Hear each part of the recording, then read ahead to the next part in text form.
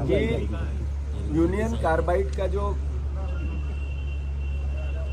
कचरा है उसको जलाने को लेकर कोर्ट के आदेश से सरकार ने पीथमपुर में राम की कंपनी में भेजा गया, जो एक रात में आज आकर डंप हो चुका है। सवाल ये है कि राम की यहाँ से 30, 35, 40 किलोमीटर, इंदौर से 30 किलोमीटर दूर है, तो इंदौर शहर पे इसका असर क्या होगा?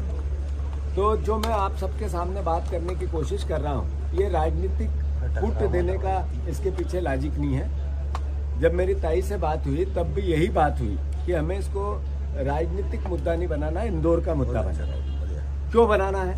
ये इसलिए कि आज से कुछ साल पहले रामकी में 10 टन कचरा जलाया गया। अगर आप प्रत्यक्ष रूप से रामकी के आसपास से 6-7 किलोमीटर के रेडियस में जाके रिपोर्टिंग करोगे तो आपको पता चलेगा कि वहाँ फसल जो 5 कुंटल होती थी वो 1 कुंटल होने लगी। जो पानी था वो पीने योग्य नहीं बचा ट्यूबवेल का। जो असर होना था 10 टन इसलिए जलाया था कि इसके असर को चेक करना, तो असर हुआ।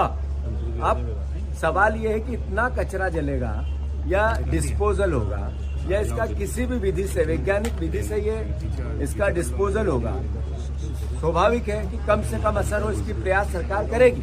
पर यशवंत सागर तालाब वहां से 27 किलोमीटर दूर, उस जगह से 27 किलोमीटर दूर।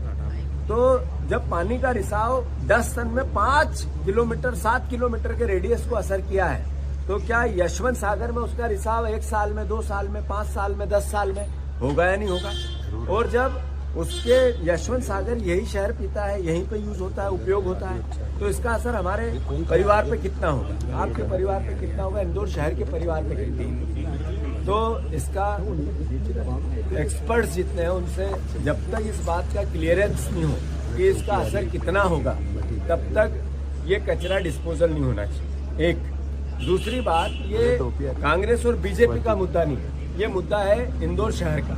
इसलिए मैंने कई से आग्रह किया, मैंने और भी जनप्रतिनिधियों से बात की, सारे हमारे जितने बीजेपी के आज चुनाव जीते हुए परिवार के साथी हैं, उनसे भी कई लोगों से मेरी बात हुई और सबसे मैंने आग्रह किया कि इसको आप लोग आगे बढ़ के इसको थोड़ा डील करें। अभी मुख्यमंत्री जी ने भोपाल में इस पर अपनी बात रखी है और उन्होंने कहा कि हम जनता को समझाएंगे कि इसका असर नहीं होता।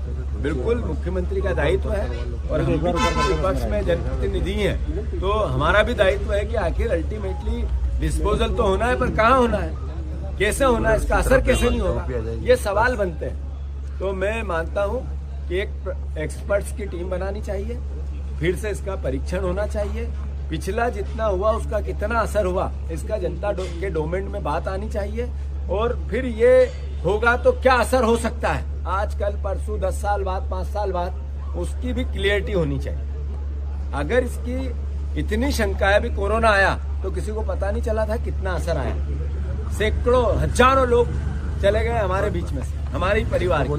तो जिस बात का असर कितना होगा पता नहीं है, तो फिर हम ये रिस्क क्यों लें, ये सवाल है। और फिर यहीं पे क्यों, पीथमपुर आज बंद है, धार में इसका विरोध हो रहा है, इंदौर में इसका, यशवंत सागर और इंदौर जिले के सारे बेटमा क्षेत्र में असर होगा, और वही पानी हम यहाँ पियेंगे तो इंदौर शहर में होगा। इसलिए मेरा सारे मीडिया जगत के साथियों से आग्रह है, आप लोग भी इसमें बढ़ चढ़कर हिस्सा लें। ये कोई राजनीतिक मुद्दा नहीं है, कोई कांग्रेस और बीजेपी के हिस्से से हम सवाल खड़े करें, अभी वो परिस्थिति नहीं है। मैं मुख्यमंत्री से आग्रह करता हूँ कि आपका इसका निष्पादन का क्लियरिटी करके लोगों को अंडरस्टैंड करना, समझाना आपका दायित्व हो सकता है। आदरणीय कैलाश विजयवर्गीय जी वहाँ के प्रभारी मंत्री है, वो धार में जाके समझा सकते हैं। आप यहाँ के प्रभारी मंत्री हैं, यहाँ पे बात कर सकते हैं, पर जब तक ये कचरा डिस्पोजल की प्रोसेस चालू नहीं हो, आपने डंप कर दिया एक रात में, जो गलत था। एक रात में डंप करना गलत था, क्योंकि वहाँ विरोध हो रहा था। मैं खुद भी गया था, ये पूरे एरिया में मैं खुद घूमा था। वहाँ आज जो बंद है, इसमें भी मेरे भी निर्देश थे कि बंद कराओ।